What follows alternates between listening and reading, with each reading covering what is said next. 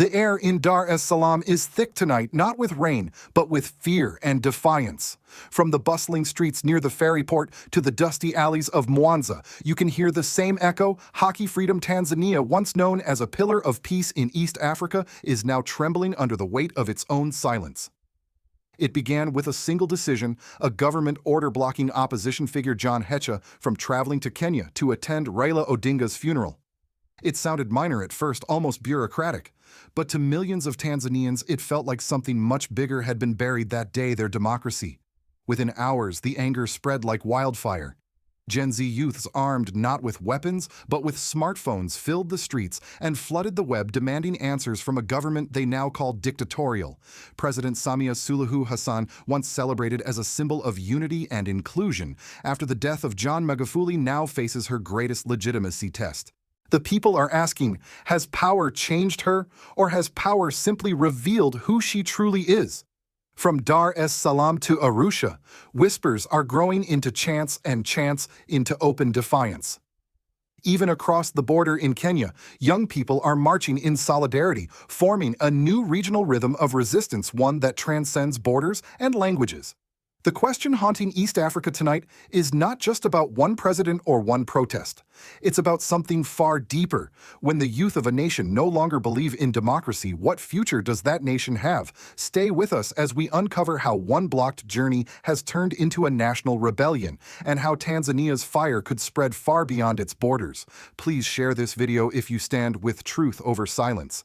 And subscribe if you believe that the courage of Africa's youth deserves to be seen, heard, and remembered. It started quietly, as most storms do. On the morning of October 18, 2025, the Tanzanian government issued a seemingly routine travel restriction. Opposition Representative John Hetcha had been scheduled to attend the burial of Kenya's late statesman Raila Odinga in the town of Bondo, a gesture of regional solidarity and respect.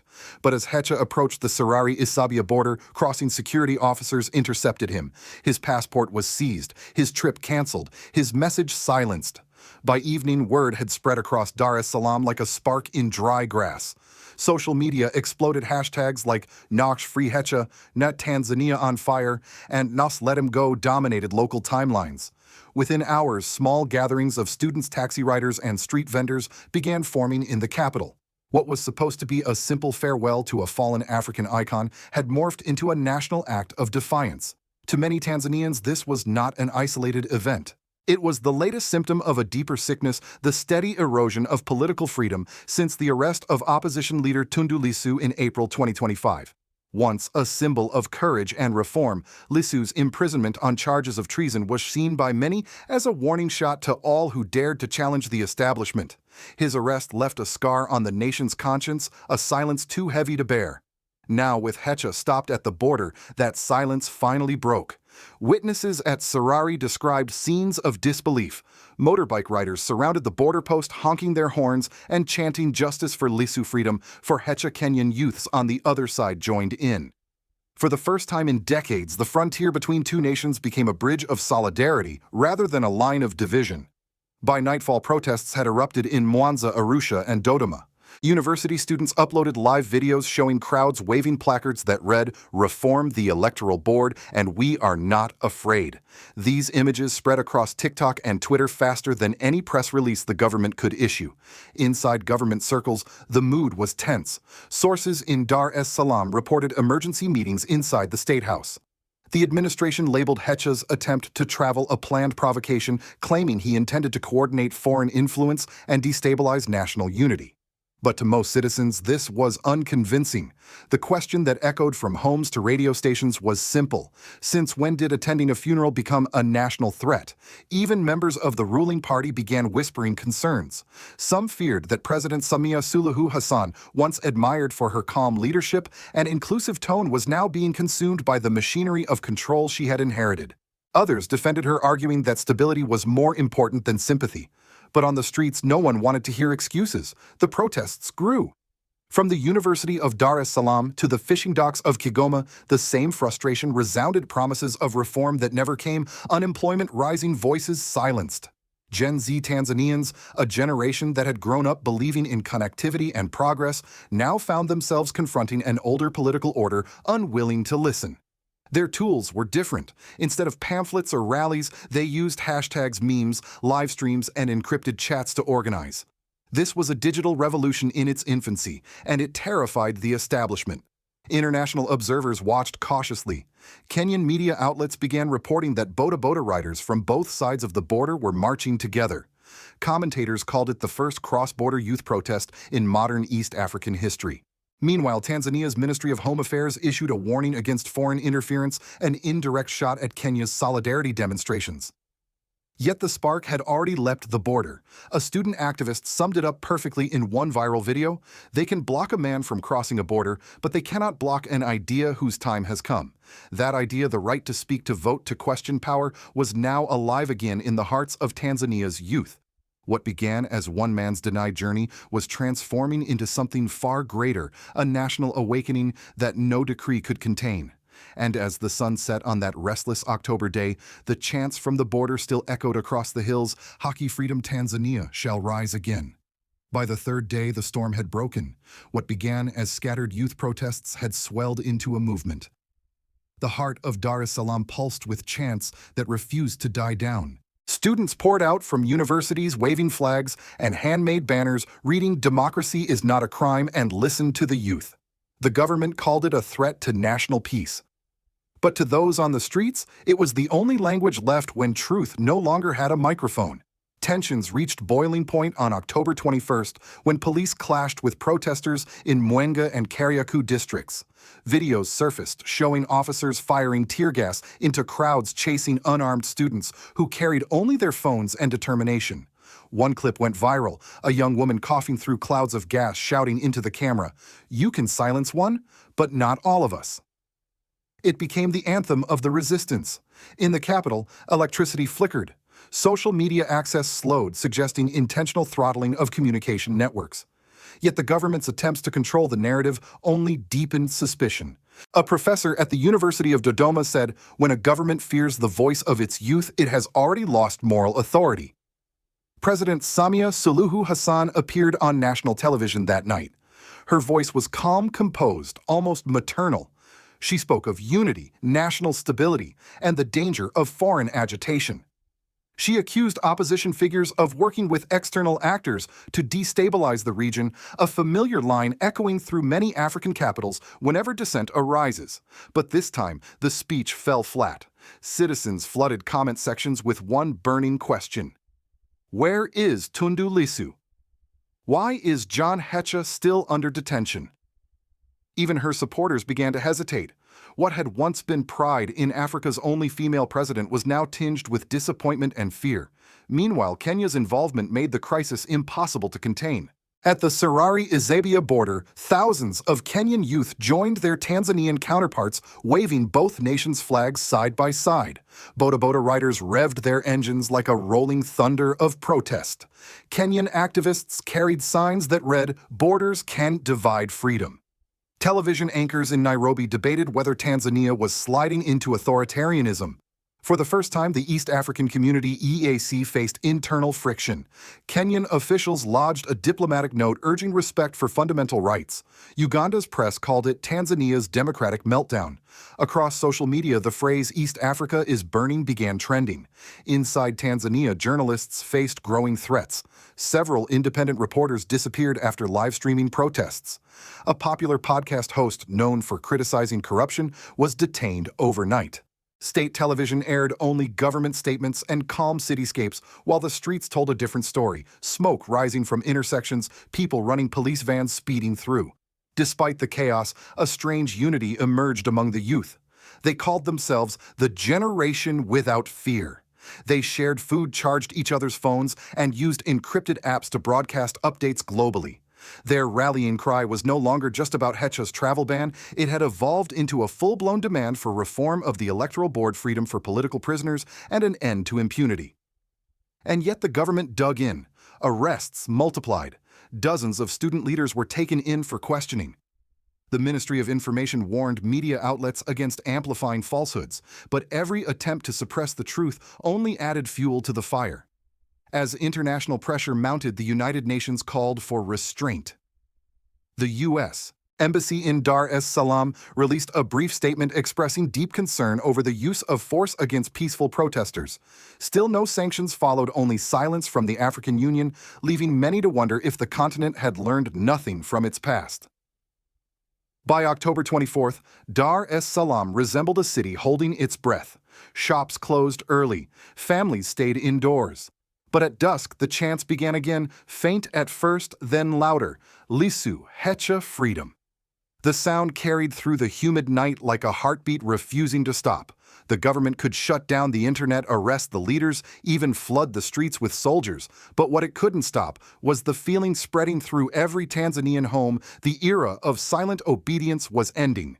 And that realization, more than any protest or speech, was what truly shook the foundations of power in Tanzania. When the smoke began to fade from Dar es Salaam streets, the deeper scars became visible not on buildings, but on people. The protests might have been contained, but the silence that followed was heavy, unnatural. Citizens whispered more than they spoke. Cafes where political debates once flowed grew quiet. Tanzania had entered what many described as the calm of fear. For ordinary Tanzanians, life changed overnight. University students returned to classrooms shadowed by suspicion. Internet cafes were monitored. News outlets received warning letters reminding them to maintain patriotic responsibility. Some journalists resigned rather than repeat the official line. Others vanished without explanation. A schoolteacher in Morogoro said softly to a BBC reporter, "We teach our children that truth matters." But lately, even truth feels like a crime. The government insisted that order had been restored. State television aired cheerful segments on agricultural programs and tourism revival as if nothing had happened. Yet beneath that surface calm, thousands of families were still searching for detained loved ones.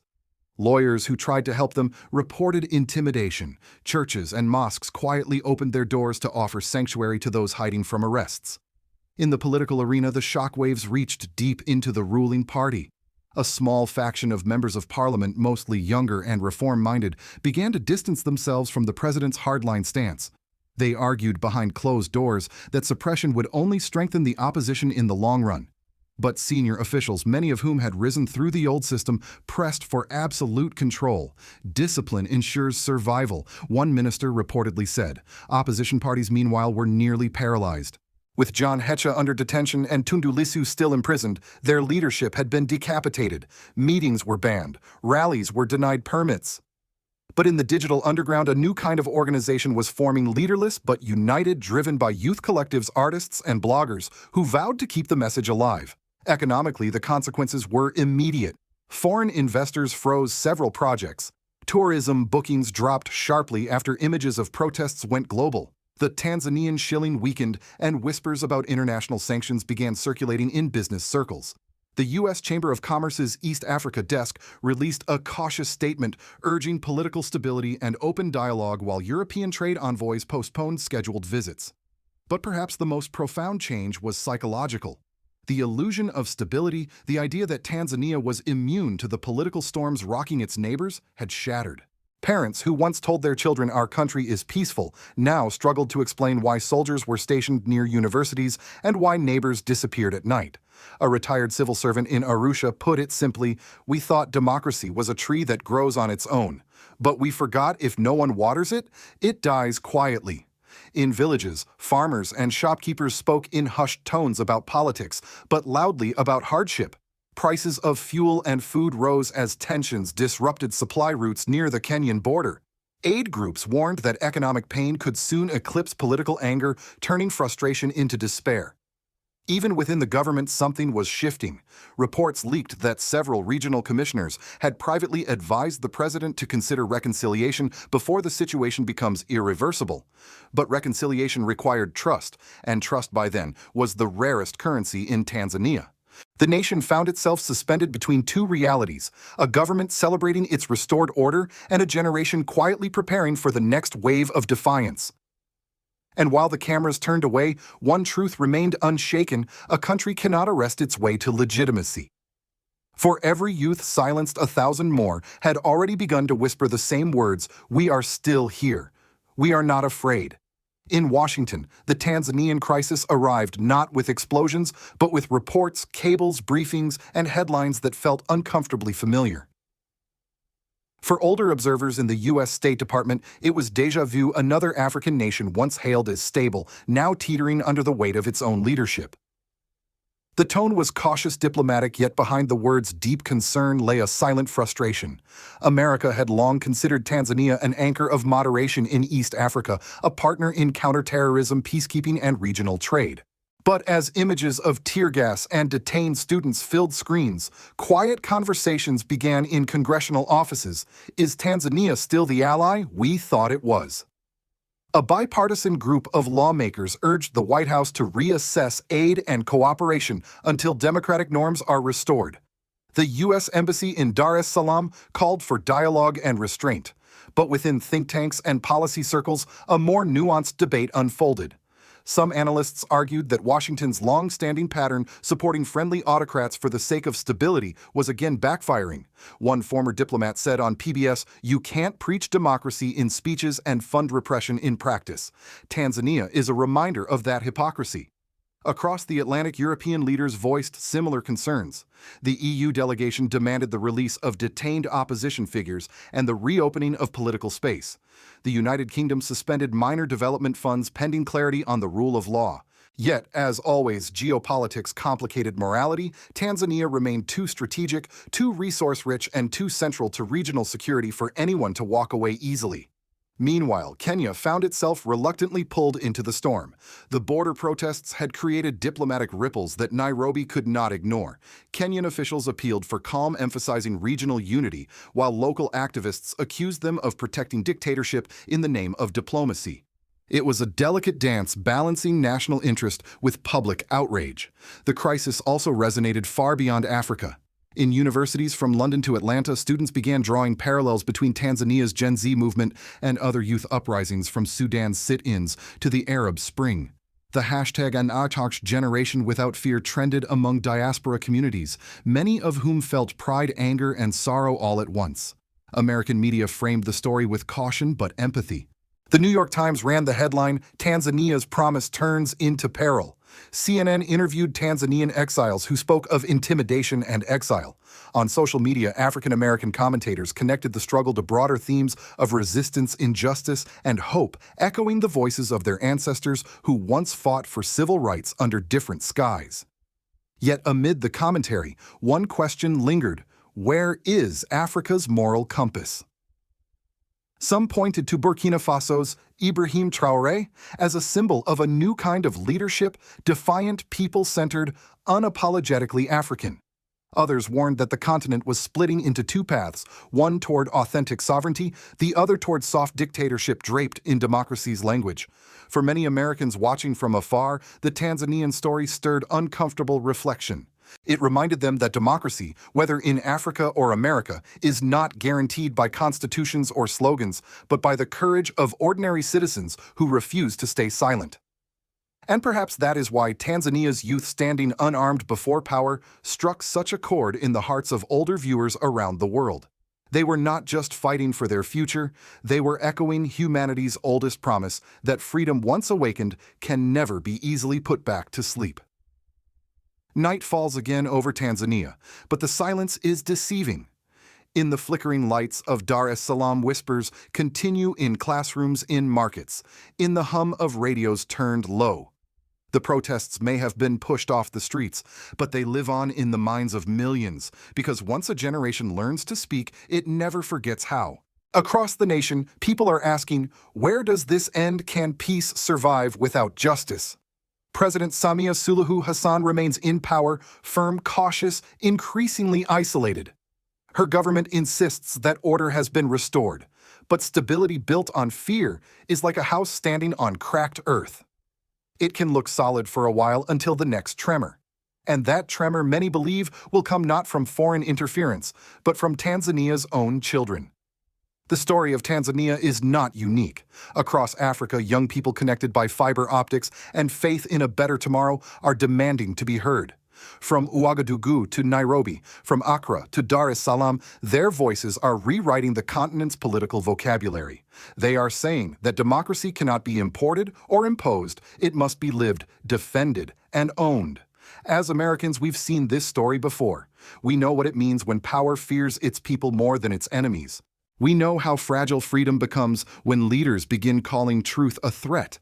And yet, even from afar, we also know hope when we see it, hope glowing in the eyes of Tanzanian youths who refuse to bow, hope rising from the ashes of tear gas and censorship. The question that now confronts every nation, including ours, is this: do we still believe that democracy can renew itself, or have we accepted control as the new normal? Because the struggle unfolding in Tanzania is not just about Africa, it's about the world's conscience, about whether humanity still values freedom more than comfort, truth more than silence.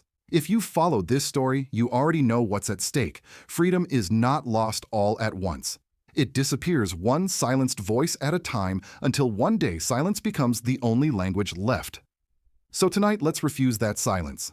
Let's remember the names John Hetcha, Tundu, Lissu, and the countless young Tanzanians who dared to ask why.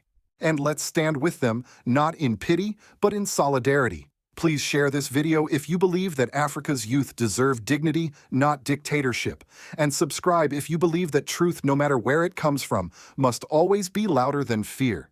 Because one day when Tanzania's fire burns bright again, history will remember not those who looked away, but those who said, "We heard you. We stood with you."